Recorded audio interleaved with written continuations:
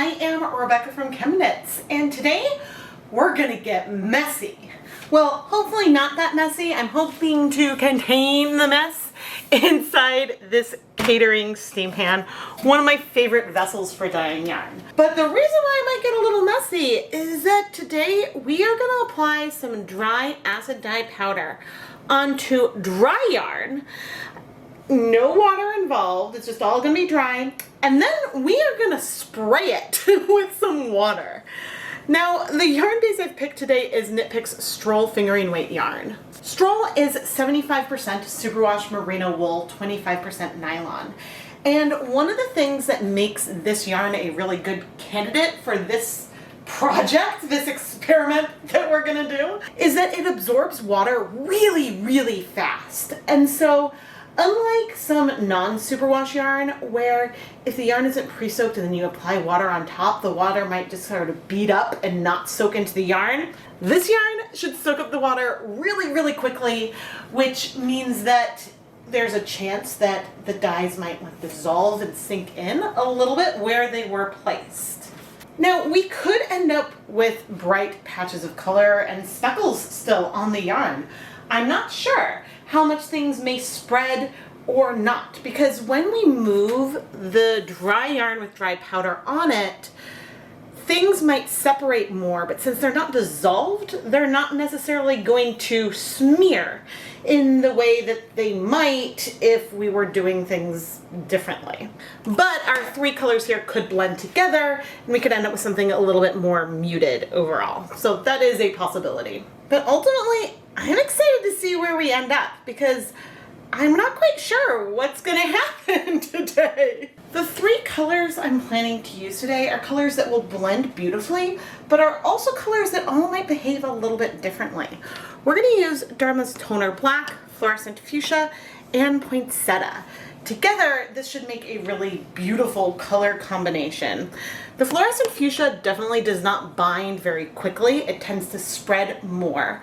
Toner Black does break a bit with speckles, but can strike pretty quickly. And Ponsettia is just a really beautiful red. I believe it does strike on the faster side though. The one tiny concern I have is that there seems to be like a hint of some blue staining on my pan. So I've got a super damp cloth, and yes, there is some color coming off, even though I had scrubbed this before. So I think I'm gonna need to go wash this pan again, and we're gonna grab my other pan so that way we don't end up with transfer from the pan itself. But yeah, that residue that I'm seeing here feels a little odd, and it's very subtle, but I don't want to introduce another color from the pan. That would be annoying. I'm going to quickly set our pan and our yarn aside. I want it to stay dry, and we're going to talk about our yarn mop for today. What is a yarn mop?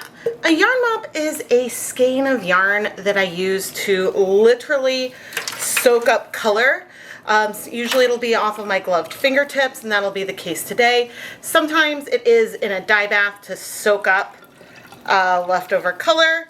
And so there's many different purposes. But for today, it's yarn that I pre-soaked briefly in some water with vinegar in this bottle. Not the most convenient way to do a pre-soak, but sometimes you work with what you have and you make a little bit of a mess, and that's all okay. But I'm gonna have this off to the side, just off camera, so that way as we apply the dry dye powder onto our dry yarn, I have something to wipe that color that'll be left on my gloves. Now, I will want to make sure my hands are completely dry before I go back into the dye container. And I'll also want them to be completely dry when I'm touching the other yarn. And so that's something that I will take care of throughout the process. But now I'm going to go put on my deluxe rubber respirator mask, safety glasses, and gloves so we can start applying dye onto our yarn. Actually, there is one last thing to do before I put on my respirator mask, and that is to prep the yarn. I am going to remove the labels and put on one of the removable nylon zip ties that I love to use over and over again. And then I guess I'll arrange it in the pan like this. Now, whether you decide to pre-soak your yarn for a project or use it dry depends on a few factors, but in general, I do recommend pre-soaking yarn before you dye it because that's the best way to get even color coverage. Now, if a yarn like this one soaks up water really quickly, then it doesn't matter as much if you're going for a tonal because you can still get tonal variation without sort of dry patches sticking behind with this yarn. But that's something that you know about a yarn base through experience and dyeing it many times.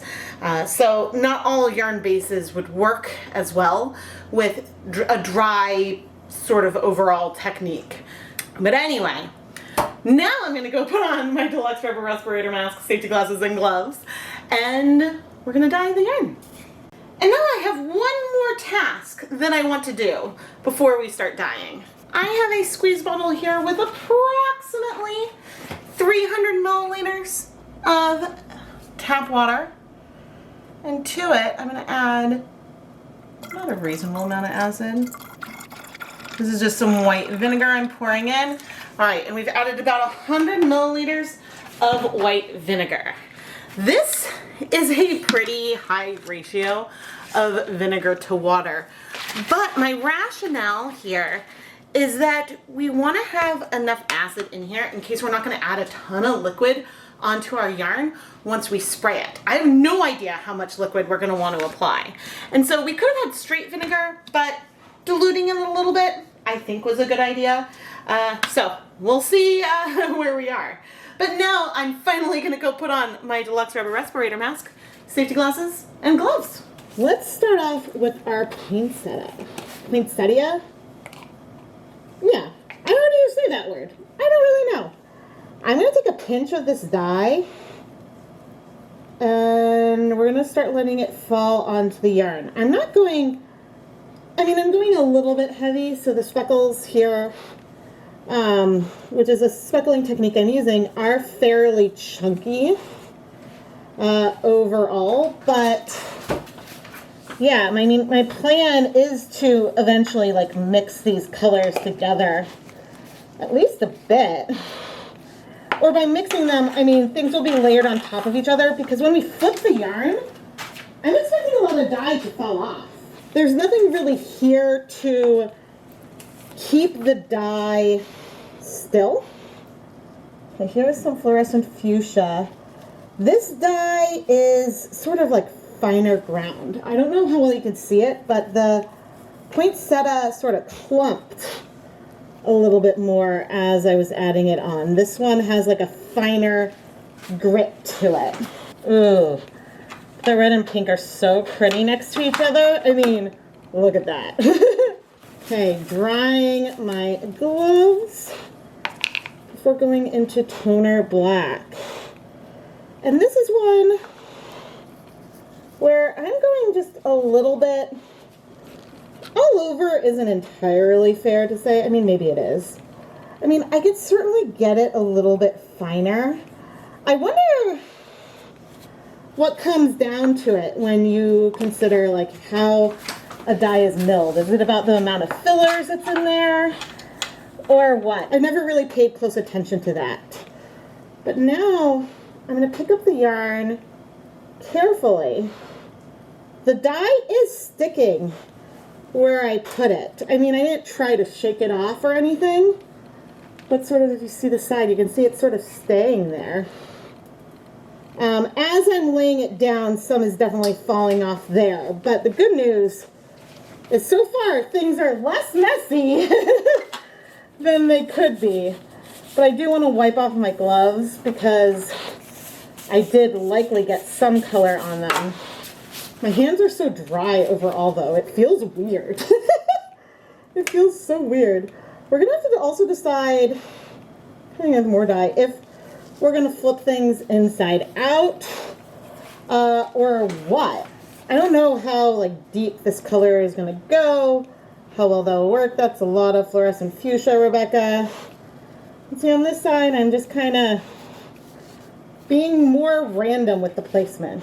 In general, I adore random color placement whenever I'm dyeing yarn. And finally, our toner black. I mean, part of me wonders if the act of like spraying water on this will force the color through a couple layers.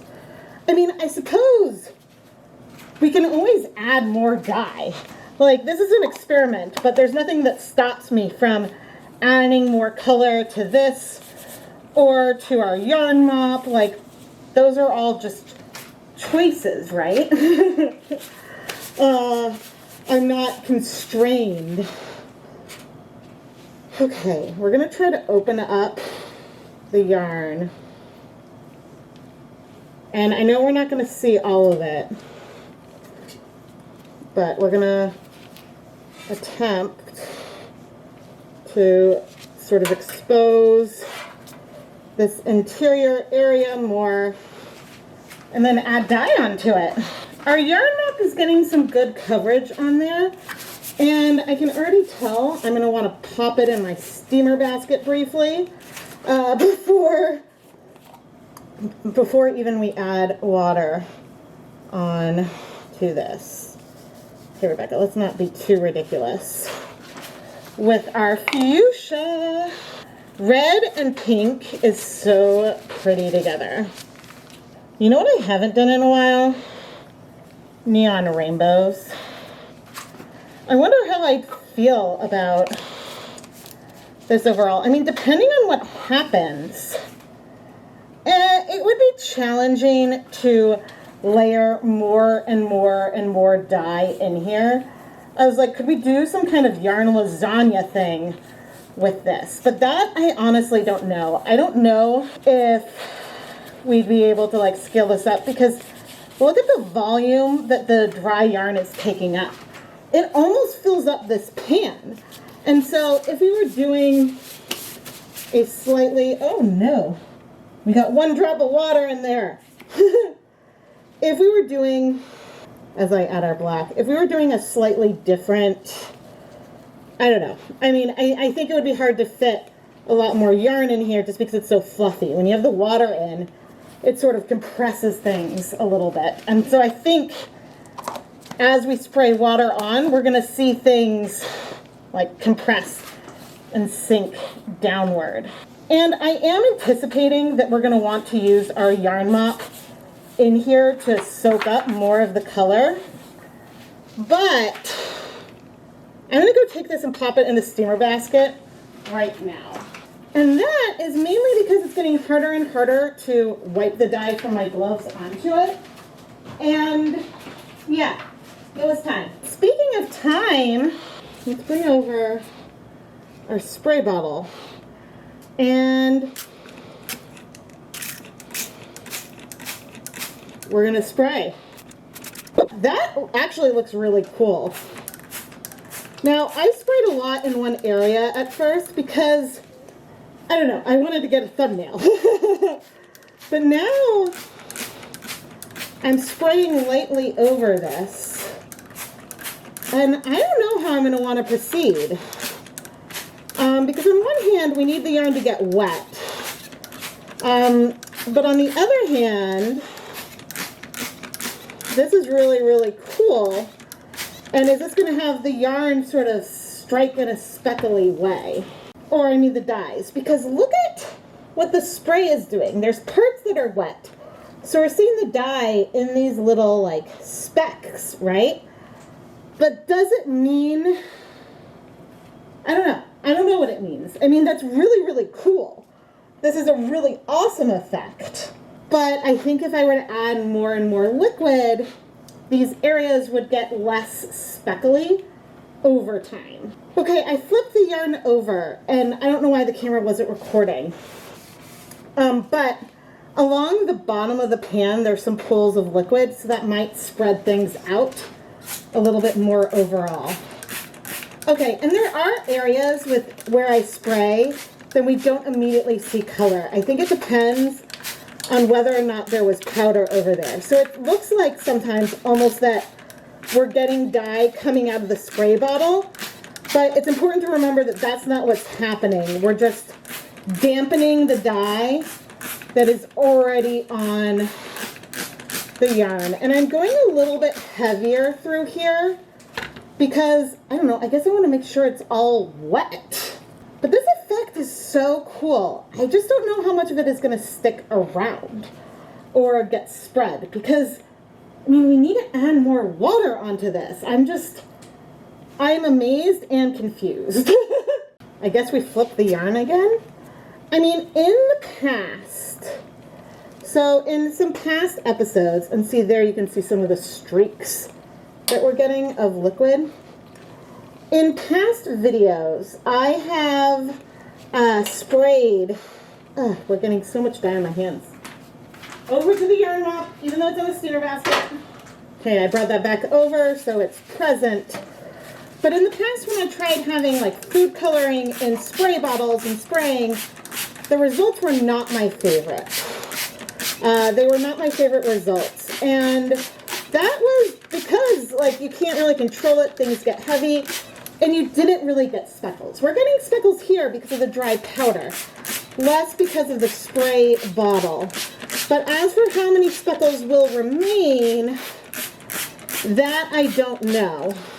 And so like in here, I've sprayed this area a number of times. There's not a lot of dye right there.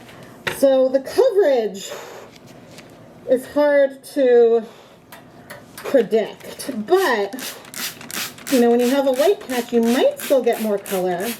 It's hard to know. And so this might take a while.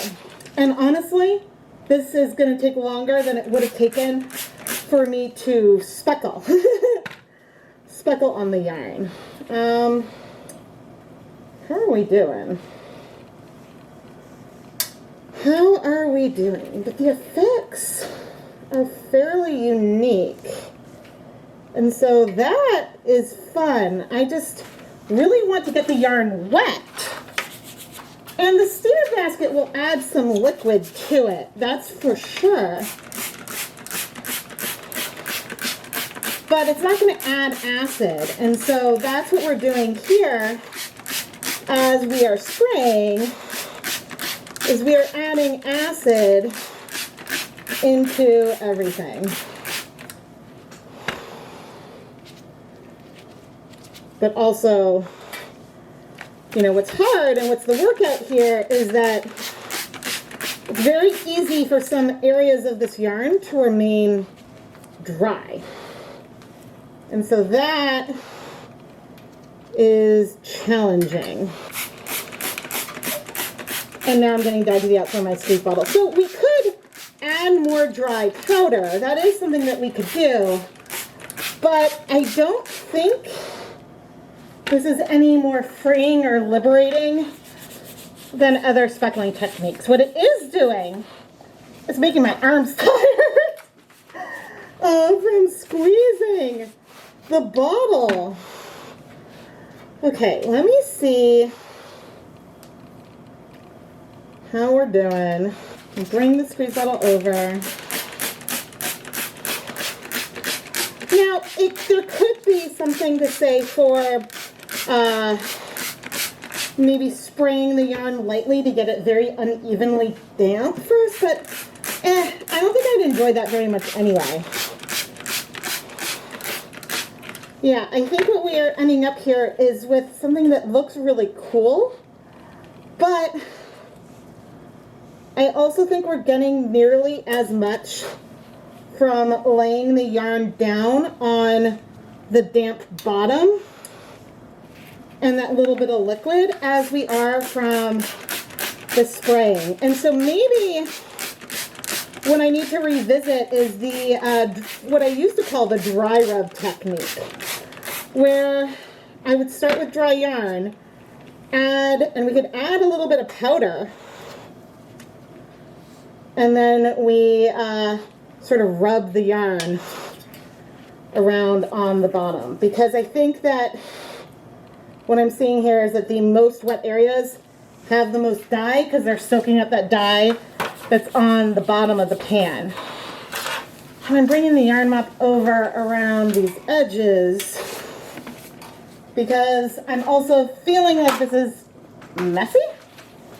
I don't want to be negative because the yarn is looking cool, but I think that my note from this, my big note, is that, okay, I'm going to want to revisit doing the dry rub technique or on purpose yarn mops with sprinkling powder on the countertop. That's what I think I want to do. There's no question that these effects are really, really cool. I just don't know if it's worth the spray, spray, spray, spray. The yarn is not very wet at all, but I do want to go and put it in the steamer basket because it's not dripping, and yeah, I'm going to want to see where we end up with here. And we're going to steam set that yarn for 30 minutes. And after the steam setting is done, we can conceivably add some water with vinegar to it, maybe even back in this pan, and re-steam it. Because if there was dry powder on there that we hadn't wet yet and it didn't have any acid, then that might be a little bit of a pain for me on the other side. But we are able to wipe up not all the dye, but most of the dye with our yarn mop here. And so this, I will go ahead and steam set once the steamer basket is clear again. And because I intend to put this yarn that we sprayed in here directly back into the pan, I thought that I would just quickly wipe the pan so you can see how much dye was left behind that I was not able to get onto our yarn mop. And it is a little bit, but not that much. So I'll see you in about 30 minutes. I also want to add that compared to other forms of heat setting, in a steamer basket, since there's plenty of water in the container, that will help the yarn get wet. We're not in any danger of scorching or things drying out because we have plenty of water in this system. And of course the other pan I'm scrubbing with soap and water, and I'm seeing no color come off of these areas. So I don't know what that little bit of something was that I saw in the pan that made me paranoid. Maybe it's dry once I'll be letting this sit for a while and then I'll wash and dry it. But yeah, I don't know. I have no answers there. But it could be worth running like a dry paper towel on something before you do a technique if you're concerned. But yeah, I mean, I'm seeing nothing wet transfer onto a paper towel. So I guess there's that. I'm going to remove this yarn now. We still have some speckles, and it feels to me like it is a little more damp, but we'll know more about that in a moment. But now I'm going to bring the yarn mop over to steam set this for 30 minutes. And now we're going to turn our attention to our very warm yarn, and we're going to add water on top. So nothing feels dry to me, but we never really will know, right? Let's take some of this water that also had a bunch of vinegar in it, and we're going to pour it on. I'm getting more water, but we're going to pour on the rest of this water with vinegar from our spray bottle. And now I'm bringing over 7 to 8 more cups of water. And the yarn is not warm anymore. So I'm curious what we're going to see. I do see a little bit of some pinks coming out, but not really a ton of color spread, which is really nice to see. I don't think, with that little bit of pink, I don't think we're going to need to heat set this again. I don't think that that is necessary. I wanted to see, like, are we going to see like big mountains of black and things coming out?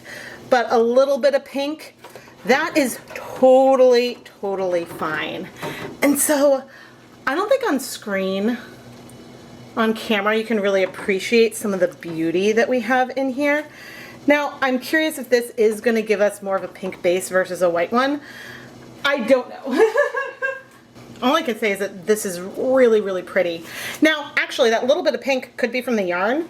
It could also be from the pan, I suppose. But I'm going to leave the yarn here in the pan with no heat to just soak while we have that yarn mop steam setting, and until the yarn mop has cooled off and is ready for us to wash all of the yarn together. Because that's not going to cause any harm to this yarn to just soak in this water. And so this is almost like the first washing step. I just wanted to do it with a lot of acid just in case we needed to go back in the steamer basket as soon as we got wet. If we saw lots of color coming out, we would have gone back in after this dunk. But as we're waiting to go wash the yarn, I want to give a huge shout out and thank you to the ChemKnits Fiber patrons, including Tamaris Fanes, Jessica Parco, Don Jans, Karen Siegel, and the rest of the names that you see on the screen right now. Patreon is a really wonderful platform where you can help support the content here on the ChemKnits Tutorials YouTube channel and get some really fun perks in return. You can find more details over at patreon.com/ChemKnits. There are some differences between becoming a patron and joining through YouTube to become a channel member.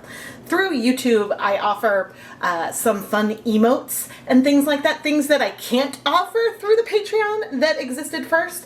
And over on Patreon, we have a monthly newsletter, early access to the Dyepot PS series, and more. But on the join button on YouTube membership, I talk a tiny bit about the differences between the two, if you're curious about all of that. But anyway, ChemKnits patrons, thank you so much for all of your support. We're gonna wash all of the yarn together, starting with our yarn mop and then our spray painted speckled yarn. And there are a lot of similarities in here color-wise. There's definitely gonna be more speckles here in the sprayed yarn than there is in the yarn mop. And ultimately more color blending, I think, as well. But they're all really beautiful, and so far I'm not seeing any color bleeding. Oh yeah, I can remove my gloves as I add some dish soap. My gloves were on because I was just working on another project. Let's see how we're doing. Yeah, I think it could be worth playing around with like wiping up dye off the counter again. But we did get some good, like, sharp little speckles. It's unfortunate that there's also larger splotches in there from the dye pooling on the bottom and then that getting soaked up. Okay, we are seeing a little bit of bleeding. I'm not immediately concerned. That's not very much. And we did have a lot of dye in here, and we did see some of that when we added the dye to, or the yarn, sorry, after we soaked it in. So I'm gonna fill this back up with water. All right, let's see how we're doing. Still the tiniest whisper of pink. All right, I'm gonna go ahead and rinse this a few more times off camera. Something very predictable is happening now. I'm looking at this yarn and feeling, oh my goodness, it is gorgeous. I mean, it's like speckles everywhere. Speckles near and far, super heavy speckles, but also a really nice amount of spread of background color. It's beautiful yarn. And then I remember my hand. My hand and how, oh goodness, it got tired dealing with this. And I don't know what the best thing to do here is, because if I were to apply the dry powder onto the yarn and then rub it in liquid or quickly submerge it in liquid, things would spread more, right? Part of what worked here was that things slowly got wet. The dyes weren't able to spread a lot, but then were able to spread some, and they weren't too saturated, so it's a delicate balance. I would say, if you love these effects, go for it. I just probably won't do this myself. I'll have to go back and revisit some dry rub, sprinkling dry powder onto a damp countertop and then rubbing that up, which does not result in as many speckles, but we can play around with that. We can play around with heavy citric acid speckles that we tap out and rub, and we can revisit some of those things. I just did not enjoy the process, but I love the final product. From far away, it's hard to distinguish between our dry dye and then spray bottle yarn and our yarn mop that I use to wipe my fingertips onto. The main difference would be the quantity of speckles. There are a lot more speckles over here. And so maybe one solution would be to make a yarn mop and then speckle on top of it and let that sit for a bit, let the speckles sink in before then rubbing it around. Our mop does have a few speckles. They're just more blown out and aren't anywhere near as heavy as the speckles are on the yarn that we were dyeing, the main focus of this video. I wonder, I mean, maybe another option would be to go back to more immersion hot speckles. We'd get some spread, but also likely some sharper speckles. I don't know. I don't have a great answer on how to do this yarn in a more controlled way. Okay, hear me out. As I was twisting the yarn, I had a little bit of an epiphany. The thing I did not enjoy about this technique was having to pump the spray bottle over and over. I found that to be a bit tedious. What if we use a different type of sprayer? Like a hose. A hose has like a misting option. And yes, sometimes you have to spray, but you can also lock it on. Now, using that kind of sprayer would not have acid in with it, but we could first spray a little bit of vinegar on top, and so then as we spray more water, then it would get more saturated. Or even the sink with the sprayer setting on a sink nozzle, kitchen sink, with a low like pressure of water, it would give like water that we could kind of spray on, but again, it would be more continuous. And so if we started sort of spraying on, again, some vinegar, that wouldn't require as much continuous spraying and might be a level that I can manage more. So if you want to see that, please let me know down in the comments, because that might take some of the things I don't like about this out of the equation so we can focus more on the things that we do like. And it might mean that we need to flip the yarn around less, which can mean that we are rubbing it less. So I don't know. I don't know if this will work, but it'd be fun to try. But actually, to do this, rather than using straight powder, I think we should use either a combination of straight powder and straight powder mixed with citric acid, because I didn't mix this powder with citric acid, I don't think. And so then that would also bring some acid elements into our equation, which should also help. Yes, I think that those are things I would like to try, and I'm counting on editing Rebecca to write all this down for me. I am Rebecca from ChemKnits, and I will try just about anything once.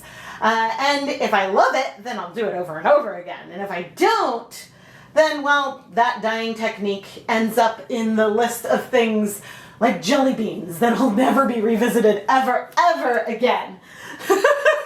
Seriously, if you're gonna dye yarn with candy, avoid candy that has wax in it, please. I do, however, keep track of all of your suggestions and comments, and sometimes it might take me a while to get to it, but again, I keep track of it because those are fun ideas, and if there's something you want to see, then I do want to try it eventually. It's just the list grows faster than I can film videos, and so that's why things sometimes take a while for me to get to. But one way you can help bump things up the queue is by becoming a ChemKnits patron. Every month I give patrons some kind of video idea to vote on, whether it is a fiber content they most want to see, a color they most want me to feature, or a video idea that has been sitting on my list for a while. And this influences not just the videos from the Dyepot PS series, but then also other videos I want to film sooner for Dyepot Weekly just in general. You can find more information over at patreon.com/ChemKnits. Of course, the biggest thing you can do to help support the content here is subscribing and turning on notifications and doing all those YouTube-y things. It really, really does help. Thank you so much for watching.